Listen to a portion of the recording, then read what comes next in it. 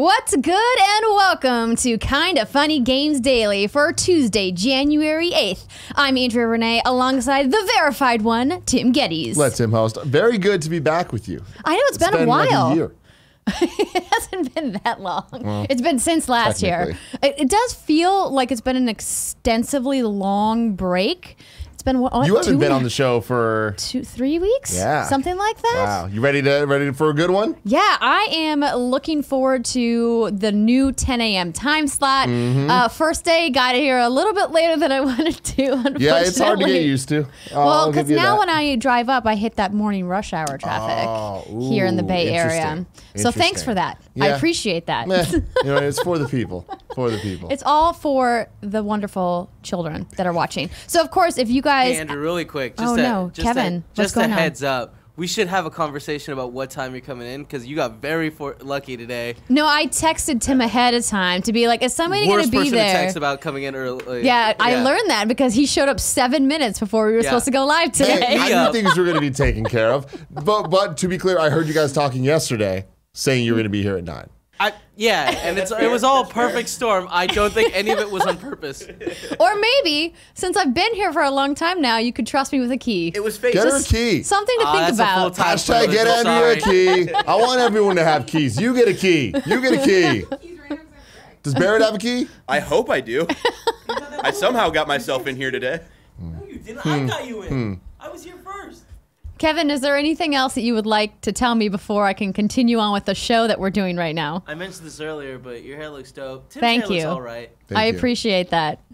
Well, should we start over? I don't know what to do now. No, let's just get right into it. Get into the flow. You can get into the rigmarole. Okay, the rigmarole. This is Kinda Funny Games Daily, your source for nerdy video game news in the morning, each and every weekday here at youtube.com/kindafunnygames, twitch.tv/kindafunnygames, or on podcast services around the world. If you guys want to be part of the show, you go to patreon.com/kindafunnygames and join that bronze tier. That's all it takes. And you can submit your questions each and every weekday. And don't forget, it's just like old times. We need you guys to come back every day that we're on the show and submit your questions. And because we are, have a little bit of a smaller pool of people, we can take some extra time to read through some questions. So, give everyone that sweet, nasty time. It's a beautiful thing. And also with the silver tier, you can get the show ad-free. That's a whole fun thing. The reason we're doing this, it's Kinda Funny's 4th anniversary. We've been doing a whole fundraising thing. We did a long live stream the entire month of January. All the money we make on patreon.com/kindafunny or patreon.com/kindafunnygames. Additional in the month of January will go towards all of our funding for our shows and content in the first half of 2019 and a whole bunch of meet and greets and stuff. We're well on our way towards our goal of going to London, which is really crazy and really cool. So thank you very much for all that support. Today we're brought to you by Quip and Hims, but we'll talk to you about that later. For now, let's get into what is and forever will be the Roper Report. Time for some news. Ooh, interesting. I don't know how I feel about that, first Barrett. Ever little Roper Report. I was nervous, thing. okay? Oh, Kevin didn't like it. It was my first one. I was nervous. I'll get better. We'll pull up some old school audio files for you to take some notes from. This is a good show, Andrew. I feel like me and you, we're just like, let's try to get through this. It's a beautiful Tuesday morning. It's gonna be great. Exactly. Let's get to that news. All right, Tim. How many stories we got? We got 3 items on the Roper Report. A baker's dozen. Perfect. See, you're nailing it. Okay, I liked that. First up, PlayStation 4 sales have surpassed 91.6 million units worldwide after the strong holiday season. Jesus Christ. That's so many. Insane. And there are so many more cool numbers in here. So this press release was sent directly from Sony Interactive Entertainment last evening, and they say that they have announced their new sales milestone for the PS4, cumulatively sold through more than 91.6 million units globally as of December 31st, 2018. Within the above number... Yeah, I mean, seriously, that's really impressive. PS4 has sold through more than 5.6 million units globally during the 2018 holiday season specifically. Moreover, sold through. I love that these are sold through numbers. Right, these aren't just shipped numbers. They're not like just any weird ass blown up like averages that they're putting out there to make things sound deceiving. They're like, no motherfuckers, 91.6 million units have been sold. Yep, and so the reason we got these numbers, just so you guys are aware, is because the Consumer Electronics Show is happening happening this week in Las Vegas. So this was part of Sony's Kevin's like carnival dream show. When's the last time you went to CES? I've never been. What? Bastards won't take me. Oh my gosh, can we like start a GoFundMe to bring Kevin to CES next year? Making a lot of sense. Let's put it on It Kind is of Funny always- 5.0 It's always stretch during. goals, okay? It'll probably be happening during 5.0. I don't No, know. it'll be fine. We can go afterwards. Fine, Kevin doesn't making a lot of deserve nice sense. A lot of things. people in the chat are agreeing. It'll be great. Moreover, more than 50.7 million PS4 games were sold through globally during the 2018 holiday season, which sums up to 876 million PS4 games cumulatively sold through worldwide as of December 31st, 2018. That is a staggering number. Almost 1 billion PS4 games Wow. cumulatively sold. Marvel Spider-Man, which we already know had a great fall, launched in September, has sold through more than 9 million copies worldwide as of November 25th. Now, it's interesting that they don't include the December sales number, and I'm not quite sure why. That is weird. They're 'Cause they're doing it included for the rest of them. in the other numbers, because I have to imagine during Black Christmas Friday, gift giving, all right? that stuff. Well, through November 25th, we covered Black Was that Friday. Black Friday? Yeah, so Black Friday, I believe, was November 22nd. Hold on. Don't you wrong me. Interesting. I'm literally looking it up right now. 9 million 23rd, copies of November Spider-Man. 23rd. November 23rd. Okay, cool. So we'll count that. Uh-oh. That's This is our the sound of the siren. police. 9 million copies of Spider-Man sold. Like, that is really putting the game in almost another echelon when it comes to first-party titles, especially given it's only been 3 months. Right? Yeah, absolutely. Like, imagine where that game's going to end up in a couple years. Like, so this means that it's already outsold God of War, but that's to be expected given the rating of M on God of War. And True. in addition to that, having Well, I mean, also Spider-Man being versus, Kratos as lead Yeah. characters. I mean, Spider-Man's always going to outsell because it's Spider-Man. Year of the Spider-Man. It's Yeah, well, Sony did crazy. announce earlier this year that it is the #1 selling PlayStation exclusive game of all time. So big ups to Insomniac Games and Marvel for doing such a fantastic and stellar job with that. I mean, nothing but good things to say about Spider-Man. And if you haven't checked it out yet and you own a PlayStation 4, can't tell you how much you should play. The highest selling PlayStation title of all time, was that just first month sales or was that total? Total. already? Is it really? Yeah, exclusive. Wow. That's the key. Exclusive, yeah, okay. Man, that's nuts because even Horizon and those things like in Uncharted, those are in the around 8. So Yep. 9 million, man. Spider-Man beat him. I love Yeah. it. See, here's why these numbers are important. They're important because the more consoles are out there, the more money can be made from games. More games can be made at bigger budgets and like more correctly. There's so much. It's just good for the economy of the industry that we're in. Absolutely. Sales from a game like Spider-Man or sales from a game like God of War help fund games like Dreams, right? Because we know that Dreams is never going to come close to these numbers because of the type of game it is, but it's such an amazing piece of art and doing something incredibly innovative that I love that Sony's willing to take a risk to propel that art forward, and they can do it because of the successes of blockbuster games like Spider-Man. And on the flip side of that, this also proves that it's worth investing in high quality, super high budget single player games like God of War and Spider-Man. Yeah, Right? get out of here with that nonsense about single player is dead. Every time somebody brings that up, I'm like, you're crazy. Yeah. Get a PlayStation 4, dude. Yeah. Exactly. So John Cadera made a statement. Of course, he's the president and CEO of Sony Interactive Entertainment. He said, thanks to the continued support from our fans during the holiday season, we are pleased to announce that the PS4 has reached 91.6 million units globally. We are also happy to announce the monthly active users of the PlayStation Network continues to show strong growth and has surpassed 90 million as of the end of November 2018. I would like to express my deepest gratitude to our passionate community around the globe and our partners for helping us achieve these milestones. This year, we will bring more enhanced experiences to our fans along with a highly anticipated lineup of games that are only possible on PS4. As we look toward the next PS4 milestone, SIE will continue to evolve and we will further expand the platform to deliver the best interactive entertainment experiences to the world. We had a couple people write in, of course, at patreon.com/kindoffunnygames. Mustafa writes, hello, Tim and Andrea. Yesterday, Sony announced the PS4 sold over 91 million units. So my question is, do you think people in the media are not giving the PS4 the credit that it deserves? For example, last month there was articles everywhere about how the Switch is the fastest selling console and the big winner in November, when in reality, the PS4, a 5-year-old console, has outsold the Switch almost every month, including November, throughout the year. So what does the fastest selling console mean if you are still outsold by the competition every time? Anyway, I'm not hating on Nintendo. I just want the PS4 to get the credit it truly deserves.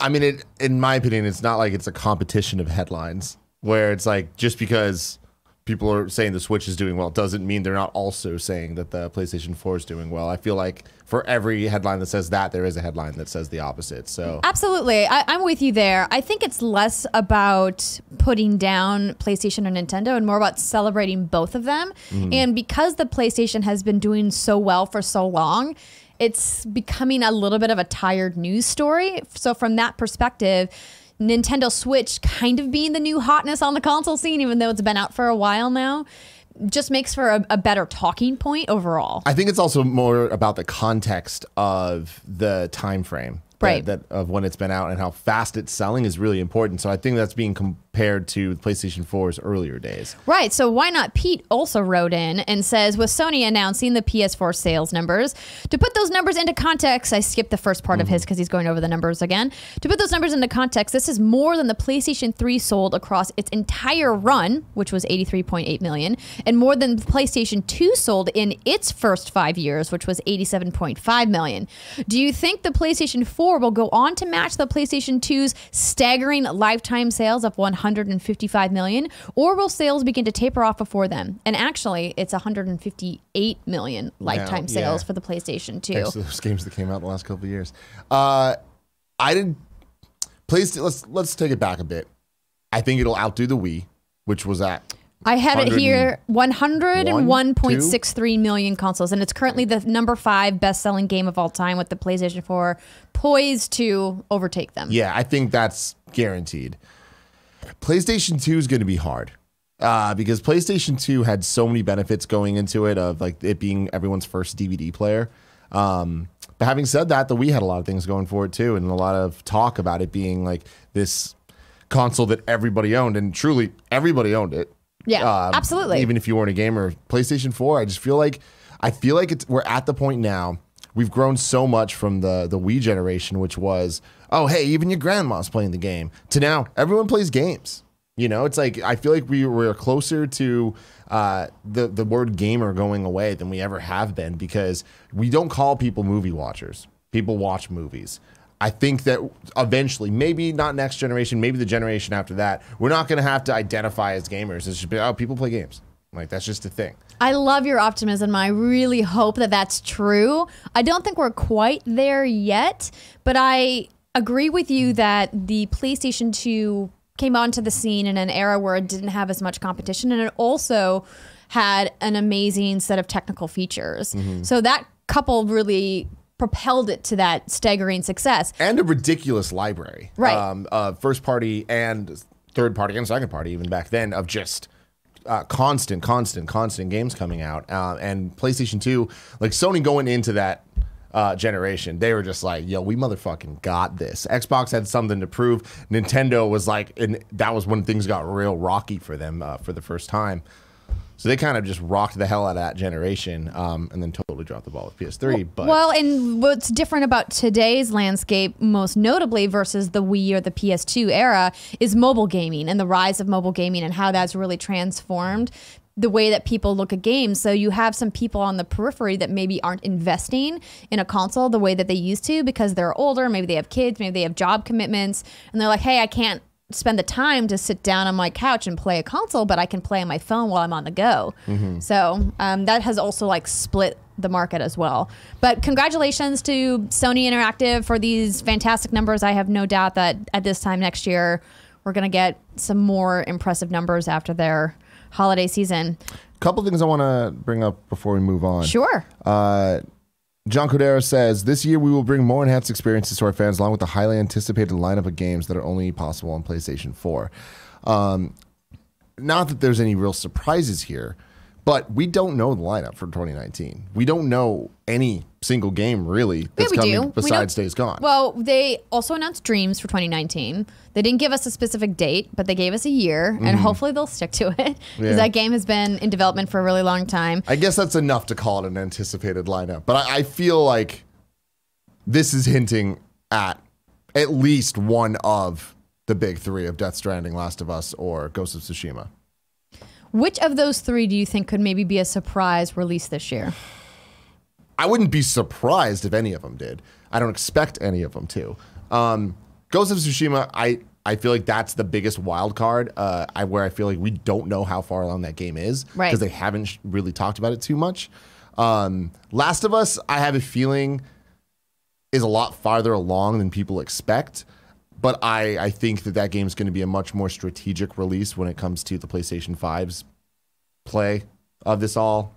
I still think that the game's going to be playable on both systems. Multi-platform.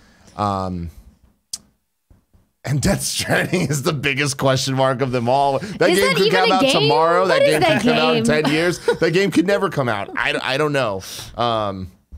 But speaking of that game, and I know I'm going off tangent on tangent here. I was thinking about this a couple days ago. Metal Gear Solid 5 is a game that I don't think about enough anymore. Because when it comes down to it, it is one of the greatest video games of all time from a gameplay perspective. Story, batshit stupid. It was dumb. I hated it. So many things about that game didn't like. But the gameplay, the loop, everything about that, 10 out of 10 to me. And I feel like we're going to look back more fondly on that game than we have in the last couple of years. That is a tangent indeed. I don't know how we ended up there. The reason I'm going there is I have faith in Death Stranding. Death Stranding looks fucking weird. So this is coming back to you saying whatever Kojima does, you think will be good. I think that there is, as weird as it looks and as little sense as it might make, the game, I have a lot of faith that the game is going to be really good. But I could be wrong. Let's hope so. Let's all cross our fingers that it's going to be a glorious madness. Now, and the last thing I want to do before we move on Tim. is take a bet. Oh, okay. Do you think PS4 will outsell the PlayStation 2? No. I don't either. But for sake of the bet, I think it's gonna. Wait, so what? Yeah, Tim. Who are you betting? Does betting somebody you. out there believe that it will? Betting you. No, I'm Me not versus betting you. you. I don't think it's going to outsell. No, I'm saying it will. You saying it will? Saying it will. Or what would you like to bet? I don't know. What do you want? What are the terms of the bet? A pizza. Yeah, but how many years down the road from now do I have to come back to collect my pizza that I've won? Oh, wait, that's a good point. You know what? This bet doesn't work. I guess 5 years. I'll give it 5 years. Okay. You'll still be my friend in 5 years, yeah. huh? Someone clip this out. Okay. Keep it Thank for you. prosperity's sake. Thank you. Tim's going to owe me a pizza in 5 years. Within 5 years, the PlayStation 4 will outsell the PlayStation 2. Okay. I don't think so. Next story. Resident Evil 2's remake is getting a one-shot demo that lets you play the game for just 30 minutes. This write-up comes from Suriel Vasquez over at Game Informer. Capcom has announced a demo for Resident Evil 2 is coming this Friday, but you're not going to want to screw around in this one. The one-shot demo for Resident Evil 2, which hits on PS4, Xbox One, and PC on January 11th and expires on January 31st, has you playing as Liam as he arrives at Raccoon City Police Station in the ultimate worst first day on the job. You have 30 minutes to mow down a few zombies, solve a few puzzles, and get out of the station. Here's the catch. Once the timer expires, you can't play the demo anymore. If you die during the demo, you're free to restart, but that timer carries over between tries. If you beat the demo, you're free to run through it again until the timer expires, but ostensibly, those 30 minutes are all you have. Beating the demo also nets you what Capcom is calling an exclusive trailer only for those who finish the demo. You can watch the trailer as many times as you want. Resident Evil 2 is out January 25th on PS4, Xbox One, and PC. You only got one shot, one opportunity. Mom spaghetti. I mean, obviously, this sounds like it makes sense based on the title of it being one-shot demo. This sounds like it's the same demo we played at E3. It does sound like that even demo. that demo was timed to 30 minutes. Yes. And then it would just say, thank you. So they just took the build and put the code out on the internet. Exciting stuff for people. I'm not replaying this again. No, wanna I'm wait not for going. the I mean, game. I know Britt is like champing at the bit needs to do it. She needs yeah. it. If Yeah, nothing January else, just to 25th, see this baby. Let's exclusive go. trailer. Yeah. Oh, we're so close. She's ready. We're so close to that. And then 4 days later, it's real, Andrea. Yeah. It's real. Are you a Kingdom Hearts boy, Barrett? No, but I really do want to check out Kingdom Hearts 3. I played Kingdom Hearts 2 for IGN at one point to capture a bunch of stuff. Good. So I played the entirety of that, so I'm kind of caught up. Not really. No one's ever really caught I up. saw a bunch of people on my friends list over the weekend playing Kingdom Hearts. Like 1.5, yeah. Gotta get The ready, remix. man. They need to know what Goofy's up to. Exactly. Getting warmed up. Story 3, Blizzard has quietly confirmed another LGBTQ Overwatch hero. This write-up comes from Ashley O over at Polygon. In a new short story titled Bastet, Blizzard Entertainment confirms that Soldier 76, aka Jack Morrison, is the second LGBTQ character in the Overwatch universe. Former sniper Ana comes across a wounded Soldier 76 in the streets of Cairo and takes him back to her hideout. It's the first time they've been reunited since the explosion rocked the Overwatch headquarters in Switzerland. Neither of them knew the other one was alive for sure until now. She catches a glimpse of him going through a few photos and sees an old one of him with a dark-haired man named Vincent.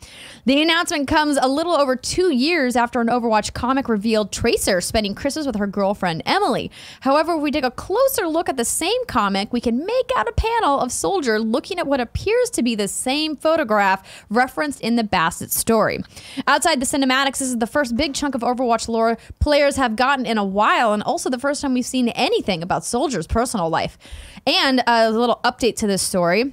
A tweet, because of course, you know, the internet was ablaze after this came out. A tweet from lead writer Michael Chu confirmed that yes, Soldier identifies as gay. He said, quote, Jack and Vincent were in a romantic relationship many years ago. Both identify as gay. I think that the Overwatch lore is so cool. I love what they're doing with all the little animated movies or animated shorts that they drop constantly throughout the years. I just love this like cool narrative that they have going that's just never going to stop. And I can't wait till we get like a Pixar-esque Overwatch movie. That would be really awesome. Be super rad. And on top of that, I just love that there's just representation. Why not? Exactly. You know, when you have a cast of characters that large, it's not a surprise a couple are gay. You know what I mean? Yeah, totally. I think Overwatch has been one of the industry leaders in diversity and representation, particularly in a combat multiplayer game. We tend to see representation more in more narrative-focused stories, and that's what I really love about what Blizzard has done with this game, and clearly their community loves it. Now, is there people on the internet that are very upset about this and got their panties all in a bunch? Of course there are. But I would say to you, hey, what Soldier 76 does when he's not on the field probably doesn't concern you. Yeah. You know? Like totally. who he loves, not your business. I got another tangent story for you. This is a weird one, but I feel like there's a good end to this story. Yes, All right? tell me. There's this guy that I knew in high school. Didn't go to high school with me, but I knew him from the internet. Like, you know, that's just the thing that we do these days. And he seemed like a cool dude, but then eventually I started seeing him spewing a lot of vitriol. And I was like, ooh, I need to separate from this guy, because he was the only person I've ever known to actually be homophobic and use homophobic slurs against gay people. Yeah, no, you gotta axe him right And out of your life. ooh, and like I did stop talking. He was not like, we were not ever friends to begin with. But the moral of the story is we're still Facebook friends to this day. And yesterday I saw him pop up on my feed, and I was like, that's weird. Like something, what's up? And I click on it. In a relationship with a guy. Wow. And there's a whole bunch of pictures of him and his boyfriend, and then like a whole paragraph that was just like, hey, I feel bad for a lot of things that I've done in my life, and I really was resenting what was inside me and all this stuff. I was like, oh my God, this is some real dark shit.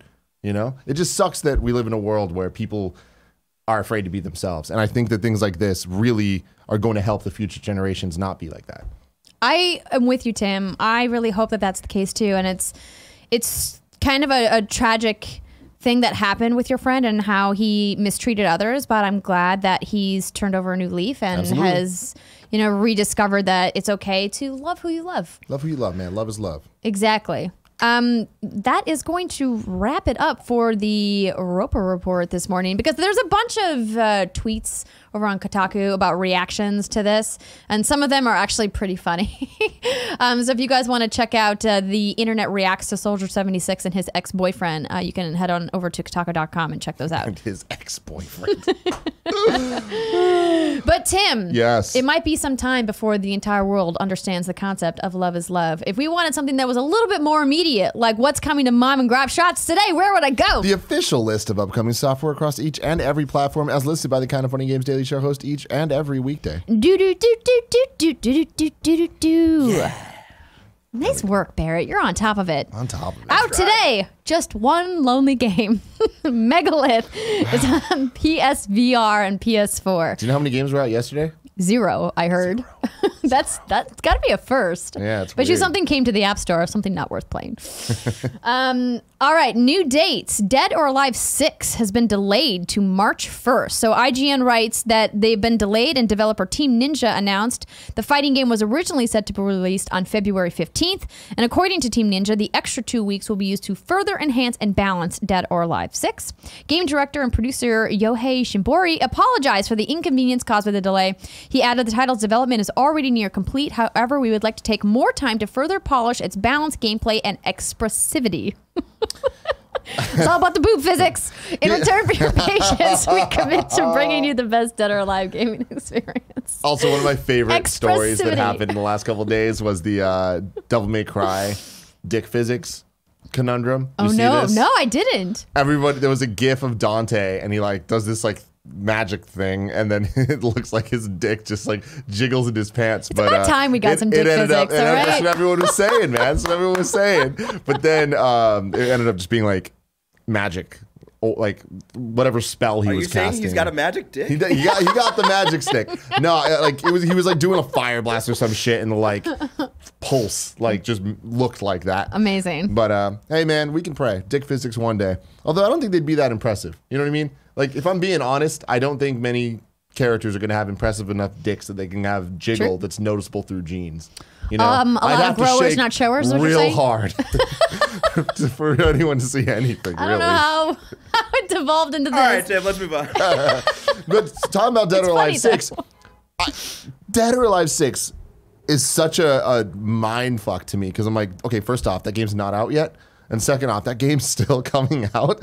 Like, I loved Dead or Alive 3, and Dead or Alive 1 was like a fun like novelty back in the day. Yeah. But like at some point, I'm like, all right, where does this game fit in the pantheon of fighting games that we have now? In Japan, if it's squarely in Japan. And I think that that's clearly where their biggest audience is. They obviously have audiences around the globe, but it's one of those more cult favorite games that doesn't need to sell even 2 or 3 million copies in order for it to keep getting funded. So my favorite character was Zach in Dead or Alive 3. When he would start his match, he would do this little dance and go, "It's bitchin'." I was like, all right. That guy is my guy. Tropico 6 has also been delayed to March. Publisher Calypso Media announced that it is giving developer Limbic more time to incorporate fan feedback into areas such as multiplayer as it moves into a new release date of March 29th.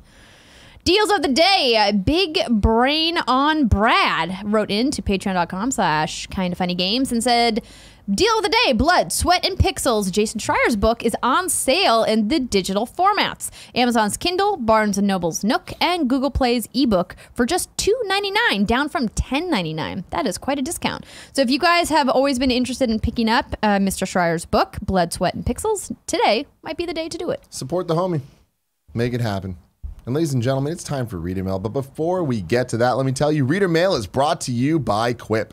The new year means new resolutions, and we've got one you're working on twice every day. That's right. It's brushing your teeth. It's oral health. The guiding features are like a built-in support system for better brushing. Nick loves his Quip toothbrush. He keeps telling me about it. Gia loves hers as well. I've actually just started using the toothpaste because they've removed the sodium lauryl sulfate from it and added xylitol. Did you know that? I didn't. You a big xylitol fan? Well, xylitol actually is great for antibacterial properties inside your mouth, and you should look for it in a toothpaste. But more importantly, sodium lauryl sulfate gives people like me with a sensitive mouth canker sores. Don't want those. No, dude. You Can't gotta look out for your oral health. So I couldn't use it before. Now they've removed it. Chances are you're brushing your teeth wrong. You stick that thing in there, you shake it around a little bit, and then you take it out and you think you're done. No. 30 seconds each quadrant. But this thing lets you know. This thing pulses in your mouth, lets you know when it's time to move on to the other quadrant. All right, and you might be doing that. You're like, oh, I can time that myself. No, you can't. You don't know what 30 seconds is. What feels like 30 seconds is not 30 seconds. True. Quip can help you here. Nick loves his, and that's why over 1 million happy, healthy mouths do too. Quip starts at just $25, and if you go to getquip.com/games right now, you can get your first refill pack free. That's your first refill pack free at getquip.com/games. And next up, thank you to Hims for sponsoring this show. 66% of men lose their hair by age 35. The thing is, when you start to notice hair loss, it's too late. It's easier to keep the hair you have than to replace the hair you've lost. That's why there's 4hims.com, a one-stop shop for hair loss, skincare, and sexual wellness for men. Hims connects you with real doctors and medical-grade solutions to treat hair loss. There are well-known generic equivalents to name-brand prescriptions to help you keep your hair. That's why Nick loves it. He's been using a lot of these things for years, and this helps him kind of just like stay on that and get it easy. Andy uses it, loves the little gummies they send him. I told the story yesterday, but one of my really good friends over the last couple of years has been losing his hair, got really worried about it, and has been kind of embarrassed. And I was like, he was talking to me, and I like brought this up. He's been using it for the last year and seeing great results. You can order now. Listeners get a trial month of Hims for just $5 today while supplies last. See website for full details. This would cost hundreds if you went to the doctor or pharmacy. Go to 4hims.com/gamesdaily. That's FORHIMS.com/gamesdaily. 4hims.com/gamesdaily. Good work, Tim. Thank you. So now let's jump into some reader mail. Again, as a reminder, we have changed the way that reader mail works in Kinda Funny 4.0. You need to go to patreon.com/kindafunnygames, get in at the bronze level or above, and you can submit your questions for the show. So first up, we have got Duarte Rosa, who writes, Spider-Man's numbers continue to impress, and it got me wondering about how long it would take for them to release the sequel. What are the best games with a very short development cycle that you can remember? Love from Portugal, Duarte.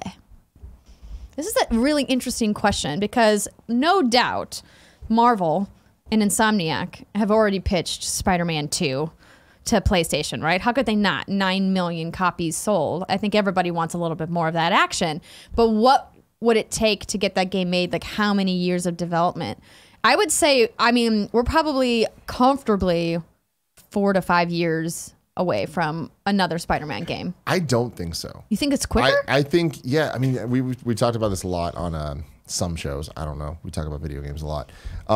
I feel like we have the city already. I feel like when you look at they're not going to move them out of New York, right? Exactly. When you look at the DLC that they've added and how quickly they added it and at the level of quality that it was, which I would argue DLC 1 was fantastic. DLC 2 was kind of slow, but I played it right back to back with 3, so I didn't dislike it as much as it seems like a lot of other people did, because 3 was pretty good. And the amount of story they added, the amount of like lore building and world building they did there was really cool. Gameplay is as fun as ever. But it really, to me, shows that like they can create some real quality stuff in a pretty short amount of time. Having said that, we already kind of know story-wise where the game could go based on the ending and post-credit stuff of the first one. And I wouldn't be surprised if we see it on PlayStation 4 and if we see it like within 2 years. Wow. I'm with you. Yes, bear it with the wow. I'm with you that from a technical perspective, they probably can get this game out the gate a lot quicker than we anticipate. But I'm thinking about it from more of a marketing and PR perspective, that PlayStation has already set up some really big exclusives to come in the next 2 to 3 years. And so where does Spider-Man 2 potentially fit in with that plan? Because you don't necessarily want to cannibalize any other games they might have coming down the pipeline. I think that what we've seen the last couple of years with Sony is really smart strategic placement of their first-party games in a way that they haven't stepped on their own feet at all. True.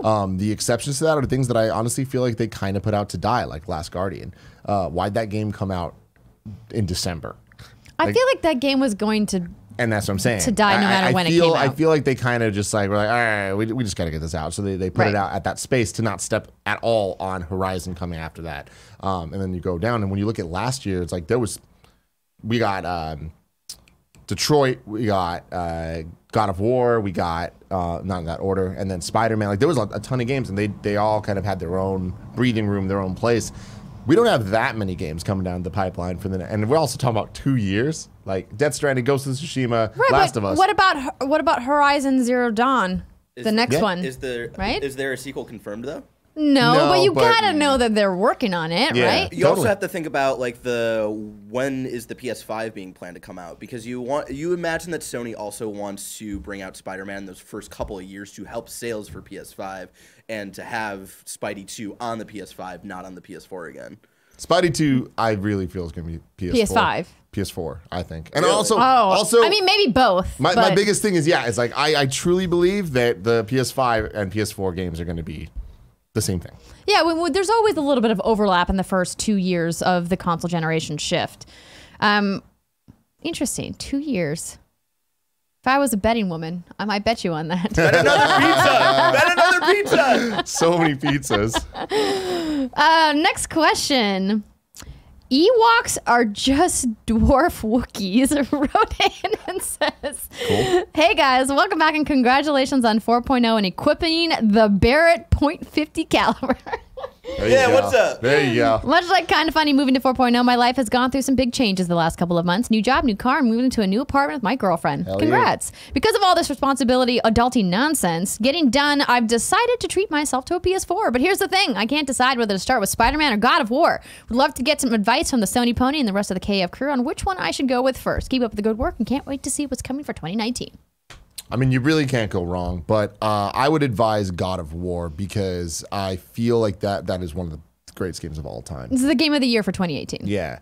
And there's so much content there, but you don't need to do it all for it to be an amazing experience. You can just go through the story and it's still perfect. But the additional content at the end game is great as well. Whereas Spider-Man is freaking fantastic, spectacular, ultimate, some would say. But I do feel like there's a lot more padding in it. And there's a lot more just to-dos in that game.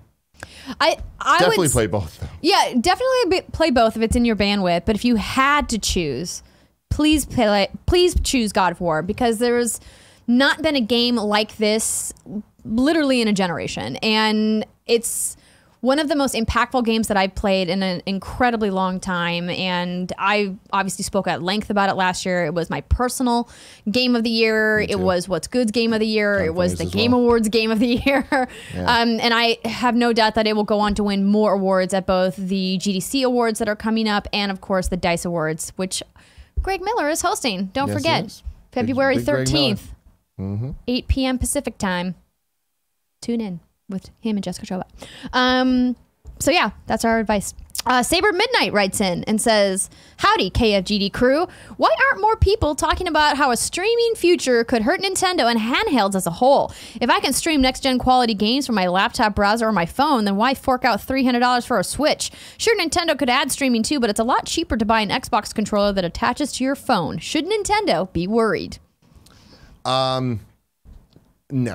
They will either adapt or adapt in 10 years.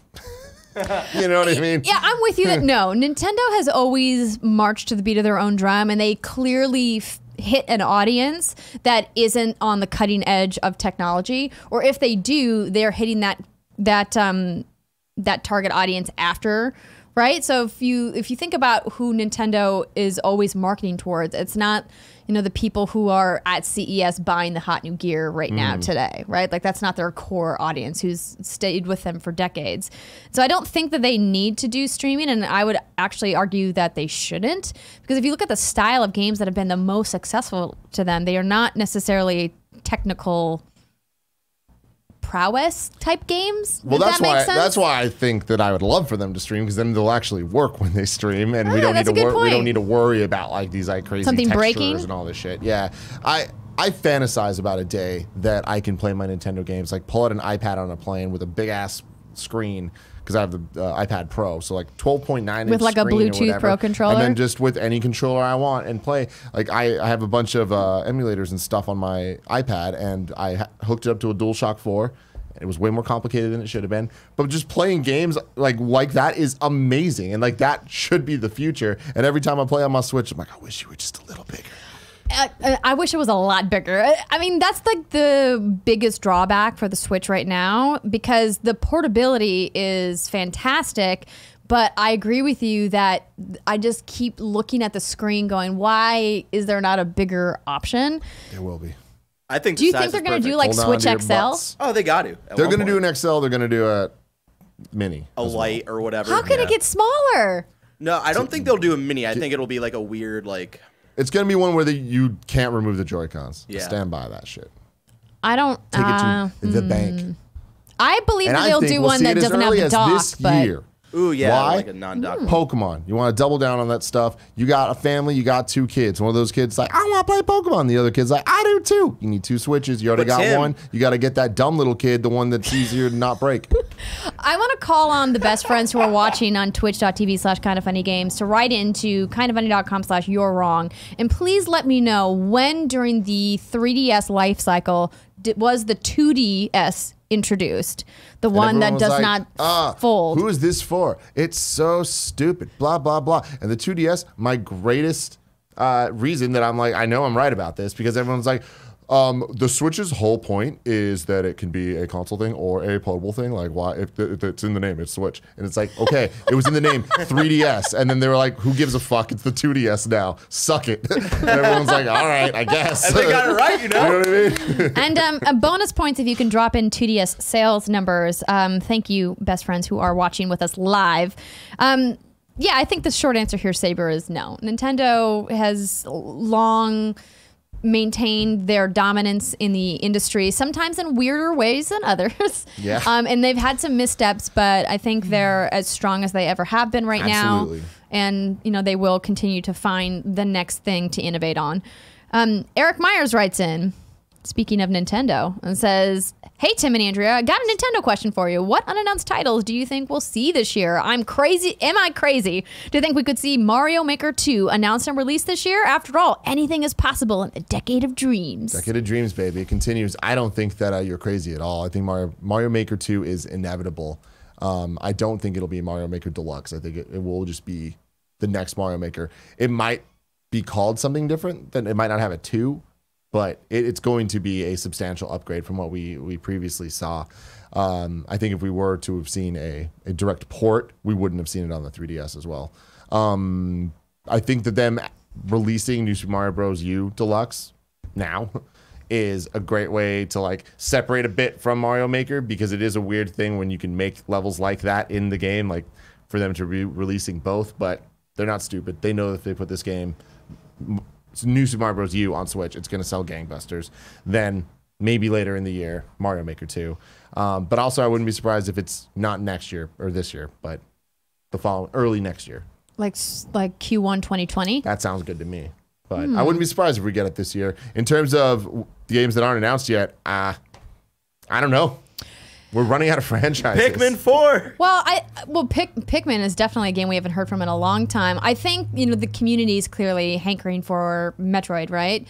And it would be great if Nintendo announced that for holiday this year. I think to lead with something like that. I mean, we also are waiting the new Pokemon RPG. We just keep hearing about it, but we don't know anything about it. Did you see that fan mock-up art that someone posted on Reddit? Yeah, keep dreaming, baby. Keep dreaming. I don't know. In a world where Breath of the Wild was possible. Yeah, Game Freak. A lot of things going into that. That'd be amazing. Like that is just no. I can't even think and dream of that being a reality. Although get hype Gatorade 10 Gettys. It's not letting himself dream. Baby. No, I'm trying to keep it in. I'm trying to be, not realistic. I'll never be realistic, but Thank you, best friends, for writing in. Lord of Pone says the 2DS came out on October 2013. David Scott said the 2DS was released 18 months after the 3DS. Oh, interesting. We're approaching that time in the Switch's life cycle. Yeah. If we're not already there, we're already there. Are we not? Because it was March 2017. 2017. Yeah. That's what I said. Yeah. Yeah. So we've passed that point. Maybe holiday this year. Holiday this year, baby, with Pokemon. I don't know. Maybe E3 release. Ooh. Maybe, honestly. And then they do a Pokemon bundle at holiday. Bam. Nintendo's fuck. Oh, we're getting it. We're getting a Pokemon bundle. That is guaranteed. They make some weird choices. I'll never forget. We went in to see Guardians of the Galaxy 2 in theaters, and we all went in. Then we all went out, and we all looked at our phones. We got an email from Nintendo that's like, "Hey, there's now a 2DS XL," and we're all like, "What the fuck?" They're like, "Yeah, it's coming out like now." So with a totally new design. So I don't know, man. They're crazy over there. What will they think of next? What will they think of next? All right, let's see here. We got time for just a couple more. David Scott.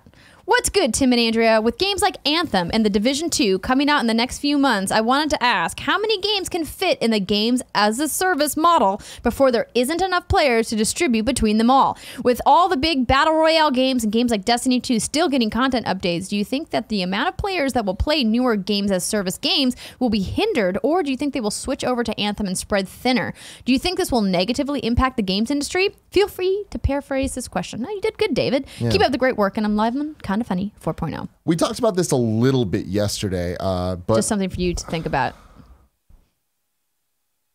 Trevor Starkey, the Patreon producer tiers, if you pay this month, you get them next month.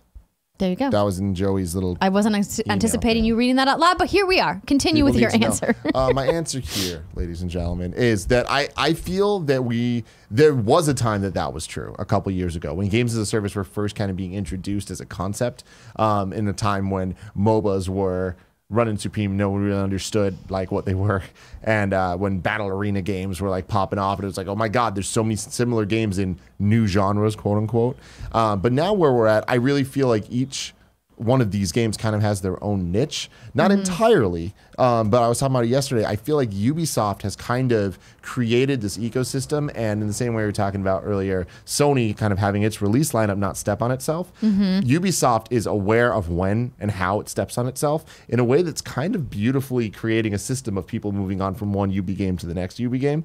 And if you're in the Ubi ecosystem, you're doing that. I don't really think the Division 2 players are the same people playing Destiny or Anthem, at least not by choice. I feel like when a lot of people were wronged by Destiny 2 in their opinion, so they bounced over here. But then I have a feeling that over the course of the last couple of years with Destiny fixing itself, now the battles between Anthem and Destiny, I feel like those Activision, EA, that's a bit more of a fight for people's attention. But Destiny 2 is old at this point, so it's Anthem's game to win to come in, or Anthem's game to fuck up.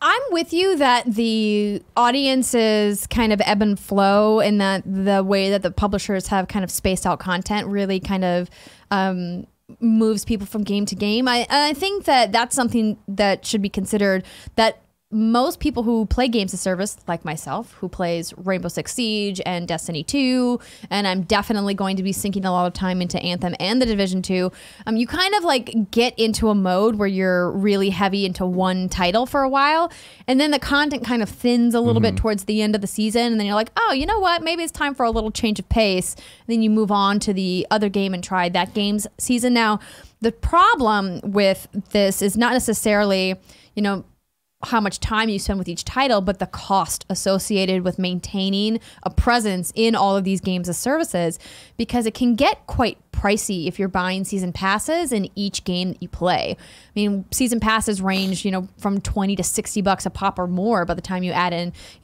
microtransactions and skins and everything else that you can buy in live service games. And so that to me is where I think we're really gonna have to keep an eye in 2019, how all of these games kind of balance the cost associated, particularly a publisher like Ubisoft, as you mentioned, that has a whole stable of live service games, For Honor, Rainbow Six, Ghost Recon, and now The Division 2 is coming out. People are obviously still playing The Division. And so it's like, how do I pay for all that? It would be really awesome if a publisher like Ubisoft said, we're going to give you like a Ubiplay pass, right? Where you get, think we're far from that. For one bulk price, you get access to all of the seasons of content in all of our live service games. That would be amazing. And you get like custom, skins or custom weapons or things that are just for people who have like this master pass. So you can go in and try out all of these things, because they already have crossover customizable elements, seeing, the For Honor inspired skins in Rainbow Six, or seeing, the Assassin's Creed inspired stuff inside For Honor, things like that. Yeah. So I would like that. Maybe Ubisoft, if you could make that happen, and then just give me a cut because my idea is brilliant. That'd be great. It's gonna happen. I really feel like we're moving towards that, and things like the Xbox Games Pass prove that, right? Right. Like that's the model that we're going towards next generation. So all about those subscription services. Yeah, man. All right, well, we do have a squad up today. Woo. Since that will be the end of Reader Mail on this episode. Chaz JS writes in and says, hey, Tim and Andrea, me and a few friends play Destiny 2 on Xbox One and have never managed to get enough people to do a raid. We clear all the weekly challenges every week, but we need the KF community to help us out and walk us through some raids. We are in the UK. Oi, governor. So timing might be difficult with a lot of KFBFs. I don't know. The KF community is strong over there. My gamer tag is ChazJS. So that's ChazJS. Again, ChazJS. And our clan name is Cucky Luntz. Because whenever we lose, it's because the other team are lucky. I think you can figure out the rest. P.S. The London meetup last year was amazing. Thank you for coming and signing my Team Fat shirt. And thanks, Tim, for signing my brother's bomber jacket. Or signing my bomber jacket. Hashtag Team Tim. Hell yeah, baby. Team Tim, baby. All right, so now it's time to look at your wrong. And the very second one, if you want to start here, I'm looking up that one from John to see if that's legit. John says or not. Sony didn't announce that Spider-Man is the best-selling PlayStation exclusive of all time. They announced that it was the fastest-selling PlayStation exclusive. And that's what I thought from earlier. That's what I was saying, where I feel like it was just in the time. Well, I'm looking to make sure because he did not Tagless02. link a source. Tagless02 says there's a game with dick physics, and that game is Mount Your Friends. That is true, and those things are incredible. And there's also genital jousting. Yeah. There is. But aren't those just dicks? Yes, they are just literal dicks jousting. But hey, it's still dick physics. There's still physics. There's still dicks. I'm here for it.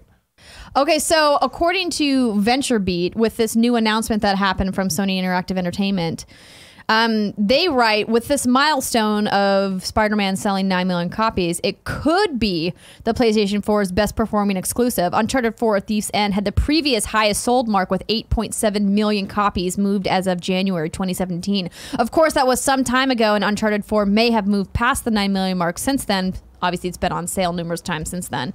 But Uncharted 4 also came out on May 10th, 2016. Marvel's Spider-Man is outpacing it. Gran Turismo 1 sold 10.85 million. So, I don't think it's... So I guess Spider-Man is poised to overtake. Good word. Good use of the word. Word of the day. Poised. Leave it in the comments. Poised. But thank you for writing in. This is exactly what kindoffunny.com/you'rewrong is for. New dates for you. Zaire writes in and says Dragon's Dogma Dark Arisen is coming to Switch on April 23rd. A lot of 2DS, a lot of 3DS. There's a lot of editorializing in You're Wrong today, Tim. That's it. That's it. We're good. We did pretty good. A lot of you wrote in about the 2DS. Yeah, thank you. Interesting. Shout out to the 2DS. Shout out to the 2DS, man. Get so much hate. I did ask them for the sales numbers for the 2DS, and it looks like as of September 2018, Nintendo sold 9.6 million 2DS units worldwide. It's a lot of hardware. Mm-hmm. Is that more than the Wii U? No, Wii U was what, 13 million? 13, yeah.